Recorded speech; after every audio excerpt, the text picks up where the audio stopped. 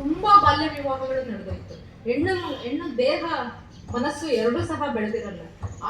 ಆ ದೇಹವೇ ಮಕ್ಕಳನ್ನ ಒತ್ತು ಎತ್ತು ಪೋಷಿಸಕ್ಕೆ ಸಫಲ ಆಗಿರಲ್ಲ. ಮತ್ತು ಮೆಂಟಲಿ ಫಿಸಿಕಲಿ ತುಂಬ ವೀಕ್ ಇರ್ತಾರೆ. ಹಾಗಾಗಿ ಬಾಲ್ಯ ವಿವಾಹವನ್ನು ಮಾಡಬಾರ್ದು. ಅದು ತುಂಬ ಸಮಾಜಕ್ಕೂ ಹೊರೆ, ಅವರಿಗೂ ಹೊರೆ. ಹಾಗಾಗಿ ಇದು ಜನ ಅರ್ಥ ಮಾಡ್ಕೋಬೇಕು. ವಯಸ್ಸಿಗೆ ಅನುಗುಣವಾಗಿ ಮಕ್ಕಳನ್ನ ಮದುವೆ ಮಾಡಬೇಕು. ಈ ಮನೆ ಬಿಟ್ಟು ಮದುವೆ ಮಾಡಿ ಕಳಿಸಿದ್ರೆ ಸಾಕಪ್ಪ ಅಂತೇಳಿ ನಿಮ್ಮ ಜವಾಬ್ದಾರಿನ ಕಳ್ಕೊಳ್ಳೋಕ್ಕೋಸ್ಕರ ಹೆಣ್ಮಕ್ಳನ್ನ ಬೇಗ ಮದುವೆ ಮಾಡಿ ಕಳಿಸ್ಬಾರ್ದು. ಹಾಗೆ ಹೆರಿಗೆ ಪ್ರಯೋಜನ ಕಾಯ್ದೆ ಇದೆ, ನಿಮಗೆಲ್ಲ ಗೊತ್ತು. ಹೆಣ್ಮಕ್ಳಿಗೆ ಹೆರಿಗೆ ಆದರೆ ಅವರಿಗೆ ಕೆಲಸ 6 ತಿಂಗಳ ಕಾಲ ರಜೆ ಕೊಡ್ತಾರೆ. ಆಮೇಲೆ ಆಸ್ತಿ ಹಕ್ಕು. ಈ ಆಸ್ತಿ ಹಕ್ಕು 2005ರಿಂದ ಪಿತ್ರಾರ್ಜಿತ ಆಸ್ತಿ ಇದ್ರೂ ಗಂಡು ಮಕ್ಕಳಿಗೆ ಹೇಗೆ ಶೇರ್ ಕೊಡ್ತಾರೆ ಹಾಗೆ ಹೆಣ್ಣು ಮಕ್ಕಳಿಗೂ ಸಮಾನ ಪಾಲನ ಕೊಡಬೇಕು ಅಂತ ಕಾಯ್ದೆ ಬಂದಿದೆ. ಒಂದು ವಿಪರ್ಯಾಸ ಅಂದ್ರೆ ಹೆಣ್ಣು ಮಕ್ಕಳಿಗೆ ಈಗ ಜೀವನಾಂಶಕ್ಕೆ ಅರ್ಜಿ ಹಾಕ್ಬೇಕು ಅಂದ್ರೂ ಸಹ ದಾಖಲೆಗಳು ಕರೆಕ್ಟ್ ಆಗಿರ್ಬೇಕು. ಹಾಗಾಗಿ ಮತ್ತೆ ಈ ಹಣಕಾಸಿನ ವ್ಯವಹಾರವನ್ನು ಮಾಡ್ಕೋತಾರೆ ಹೆಣ್ಮಕ್ಳು. ಹಾಗಾಗಿ ಬ್ಲಾಂಕ್ ಚೆಕ್ಗೆ ಸೈನ್ ಮಾಡ್ತಾರೆ. ಹಾಗೆಲ್ಲ ಮಾಡ್ಕೊಳಕ್ ಹೋಗ್ಬೇಡಿ, ಅದು ತುಂಬಾ ತೊಂದರೆ ಆಗುತ್ತೆ. ಯಾಕಂದ್ರೆ ಕೇಸ್ ಹಾಕುವಾಗ ಅವ್ರಿಗೆ ಎಷ್ಟು ಬೇಕೋ ಅಷ್ಟು ಅಮೌಂಟನ್ನು ಬರ್ಕೊಂಡ್ಬಿಡ್ತಾರೆ. ಹಾಗಾಗಿ ವ್ಯವಹಾರ ಮಾಡುವಾಗ ಬ್ಲಾಂಕ್ ಚೆಕ್ಗೆ ಸೈನ್ ಮಾಡಿ ಕೊಡೋ ಅಂಥದ್ದೆಲ್ಲ ಮಾಡ್ಕೋಬೇಡಿ. ಈ ಕೆಲವು ಪ್ರಿಲಿಮಿನರಿ ಅವಶ್ಯಕತೆಗಳನ್ನು ಪೂರೈಸಬೇಕು. ಆಗ ನಿಮಗೆ ಕಾನೂನಲ್ಲಿ ಹೆಚ್ಚು ಪರಿಹಾರಗಳನ್ನು ಪಡ್ಕೊಳ್ಳೋಕ್ಕೆ ಅನುಕೂಲ ಆಗುತ್ತೆ.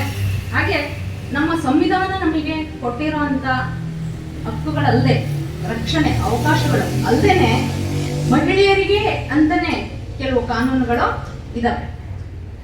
ಕೌಟುಂಬಿಕ ದೌರ್ಜನ್ಯ ತಡೆ ಕಾಯ್ದೆ, ವರದಕ್ಷಿಣೆ ನಿಷೇಧ ಕಾಯ್ದೆ, ಕೆಲಸದ ಸ್ಥಳದಲ್ಲಿ ಲೈಂಗಿಕ ಕಿರುಕುಳ ತಡೆ ಕಾಯ್ದೆ, ಬಾಲ್ಯ ವಿವಾಹ ನಿಷೇಧ ಕಾಯ್ದೆ, ಹೆರಿಗೆ ಪ್ರಯೋಜನ ಕಾಯ್ದೆ, ಆಸ್ತಿ ಹಕ್ಕು, ಲಿಂಗ ಆಯ್ಕೆ ತಡೆ ಕಾಯ್ದೆ. ಅಂದ್ರೆ ಗರ್ಭಧಾರಣೆ ತನಗಿಷ್ಟ ಇಲ್ಲ ಅಂದ್ರೆ ಅದನ್ನ ತೆಗೆಸ್ಕೋಬಹುದು.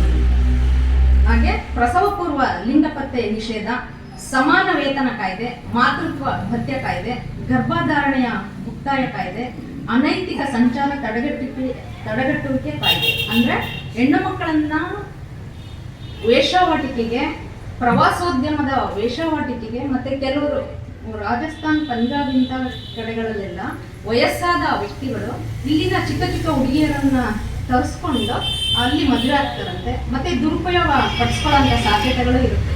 ಹಾಗಾಗಿ ನೀವು ಹೇಗೆ ದುರುಪಯೋಗ ಪಡಿಸ್ಕೊಳ್ತಾರೆ ಅನ್ನೋದು ಎಫಿಸ್ಟೆಂಟ್ ಫೈಲ್ಸ್ ಅಂತ ಒಂದು ಘಟನೆ ನಡೀತು. ಆಗ ಎಷ್ಟು ಜನ ಹೆಣ್ಣು ಮಕ್ಕಳು, ಚಿಕ್ಕ ಚಿಕ್ಕ ಹುಡುಗಿಯರು, ಹೈಸ್ಕೂಲ್ ಓದ್ತಾ ಇದ್ದವರು, ಪ್ರೈಮರಿ ಸ್ಕೂಲ್ ಅಂದರೆ 7ನೇ ಕ್ಲಾಸು 8ನೇ ಕ್ಲಾಸು, ಹೀಗೆ ಈ ವಯಸ್ಸಿನ ಹೆಣ್ಣು ಮಕ್ಕಳನ್ನ ಬೇರೆ ದೇಶಕ್ಕೆ ರವಾನೆ ಮಾಡ್ತಾ ಇದ್ರು. ಅಲ್ಲಿ ಎಂತೆಂಥ ಗಣ್ಯಾತಿ ಗಣ್ಯ ವ್ಯಕ್ತಿಗಳು ಆ ಚಿಕ್ಕ ಮಕ್ಕಳನ್ನ ಲೈಂಗಿಕವಾಗಿ ಬಳಸ್ಕೊಳ್ತಾ ಇದ್ದಾರೆ. ಹೀಗೆ ಮತ್ತೆ ದುರುಪಯೋಗ ಪಡಿಸ್ಕೊಳ್ತಾರೆ ಹೆಣ್ಮಕ್ಳನ್ನ. ಇದು ಒಂದು ದೇಶದಿಂದ ಇನ್ನೊಂದು ದೇಶಕ್ಕೆ, ಒಂದು ಕಡೆಯಿಂದ ಇನ್ನೊಂದು ದೇಶಕ್ಕೆ ಹೆಣ್ಮಕ್ಳನ್ನ ಸಾಗಾಟ ಮಾಡ್ತಾ ಇರ್ತಾರೆ. ಇದನ್ನ ತಡೆಯೋ ಕಾಯ್ದೆನೂ ಸಹ ಇರುತ್ತೆ. ಈಗ ಕೌಟುಂಬಿಕ ದೌರ್ಜನ್ಯ ತಡೆ ಕಾಯ್ದೆ ಅಂತ ಇದೆ. ಈಗ ಮನೆಯಲ್ಲಿ ಗಂಡ ತುಂಬಾ ಕುಡಿದು ಬರ್ತಾನೆ, ಹೊಡಿತಾನೆ, ಅವನಿಂದ ನಾವು ಬದುಕಕ್ಕೆ ಆಗಲ್ಲ ಅಂತ ಇದ್ರೆ ನೀವು ಕೋರ್ಟಿಗೆ ನೋಡಿ. ಈ ಕಾನೂನು ಎಷ್ಟು ಸುಲಭವಾಗಿದೆ, ಎಷ್ಟು ಸರಳವಾಗಿದೆ ಅಂದ್ರೆ ನಿಮಗೆ 1 ತಿಂಗಳಲ್ಲಿ ಪರಿಹಾರವನ್ನ, ಅಂದ್ರೆ ಮಧ್ಯಂತರ ಪರಿಹಾರವಾದ ಹಣವನ್ನ ಅಲ್ಲಿ ಆದೇಶ ಮಾಡ್ತಾರೆ. ಆ ಕೇಸು ಮುಗಿಯೋದು ಎಷ್ಟೇ ದಿವಸ ಆಗ್ಲಿ ಪರವಾಗಿಲ್ಲ, ಅದು ಮಧ್ಯಂತರ ಆದೇಶ ಅಂತ ಮಾಡ್ಬಿಟ್ಟು ಜೀವನಾಂಶ ಕೊಡಿಸ್ತಾರೆ. ಇಲ್ಲಿ ನೀವು ಹೆಚ್ಚು ದುಡ್ಡು ಖರ್ಚು ಮಾಡಬೇಕಾಗಿಲ್ಲ. ಕಾನೂನು ಸೇವಾ ಸಮಿತಿ ಅಂತ ಇರುತ್ತೆ. ತಾಲೂಕು ಮಟ್ಟದಿಂದ ರಾಷ್ಟ್ರ ಮಟ್ಟದವರೆಗೆ ಕಾನೂನು ಸೇವಾ ಸಮಿತಿಗಳು ಅಂತ ಇರುತ್ತೆ. ಇಲ್ಲಿ ಉಚಿತವಾಗಿ ನಿಮಗೆ ಕಾನೂನು ಸೇವೆಯನ್ನ ಕೊಡ್ತೀವಿ. ಅಂದ್ರೆ ಅಲ್ಲಿ ನೀವು ಯಾವುದೇ ಫೀಸ್ ಕೊಡ್ಬೇಕಾಗಿಲ್ಲ. ಮತ್ತು ನೀವು ಯಾವುದೇ ಆರ್ಡರ್ ಕಾಪಿ ತಗೊಂಡ್ರು ಸಹ ಅಲ್ಲಿ ನೀವು ದುಡ್ಡು ಕಟ್ಟಬೇಕಾಗಿಲ್ಲ, ಫೀಸ್ ಇರೋಲ್ಲ. ಮತ್ತೆ ಮಧ್ಯಂತರ ಆದೇಶ ಕೊಡ್ತಾರೆ.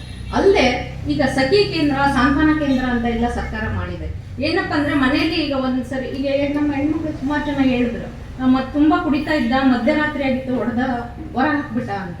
ಆಗ ಏನ್ ಮಾಡಕ್ಕಾಗುತ್ತೆ? ಹೆಣ್ಮಕ್ಳು ಅನಾಥವಾಗಿ ರಸ್ತೆ ಮೇಲೆ ನಿಲ್ಬೇಕಾಗುತ್ತೆ. ಅದಕ್ಕೆ ಸಖಿ ಕೇಂದ್ರ ಅಂತ ಮಾಡಿದ್ದಾರೆ.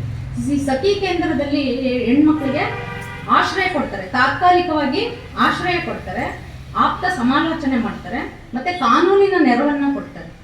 ಈ ಎಲ್ಲ ಸೇವೆಗಳು ಸಹ ಒಂದೇ ಕೇಂದ್ರದಲ್ಲಿ ಸಿಗುತ್ತೆ. ಹಾಗೆ ಸಾಂತ್ವನ ಕೇಂದ್ರ ಅಂತಾನೂ ಇದೆ. ಇಲ್ಲೆಲ್ಲ ಇರಬಹುದು, ಇದು ತಾಲೂಕು ಕೇಂದ್ರ ಆಗಿರೋದ್ರಿಂದ ಇಲ್ಲೂ ಸಹ ಸಾಂತ್ವನ ಕೇಂದ್ರಗಳು ಅಂತ ಇರುತ್ತೆ. ಯಾರಿಗಾದ್ರೂ ಹೆಣ್ಮಕ್ಳಿಗೆ ತೊಂದರೆ ಆಗಿದೆ, ಮಧ್ಯರಾತ್ರಿನೇ ಗಂಡ ಮನೆ ಬಿಟ್ಟು ಹೋಗೋ ಅಂತ ಹೊರಗೆ ಹಾಕಿದ್ರೆ ಧೈರ್ಯಗಿಡದೆ ನೀವು 181 ಇದರ ಸಹಾಯವಾಣಿ 181 ಈ ಫೋನ್ ಸಂಖ್ಯೆಗೆ ಅಥವಾ 112 112 ಪೊಲೀಸ್ ಯಾವಾಗಲೂ ಗಸ್ತಾಗ್ತಾ ಇರ್ತಾರೆ. ನೀವು ಅವರಿಗಾದ್ರೂ ಸಹ ಫೋನ್ ಮಾಡಿ ನೀವು ರಕ್ಷಣೆಯನ್ನ ಪಡ್ಕೋಬಹುದು.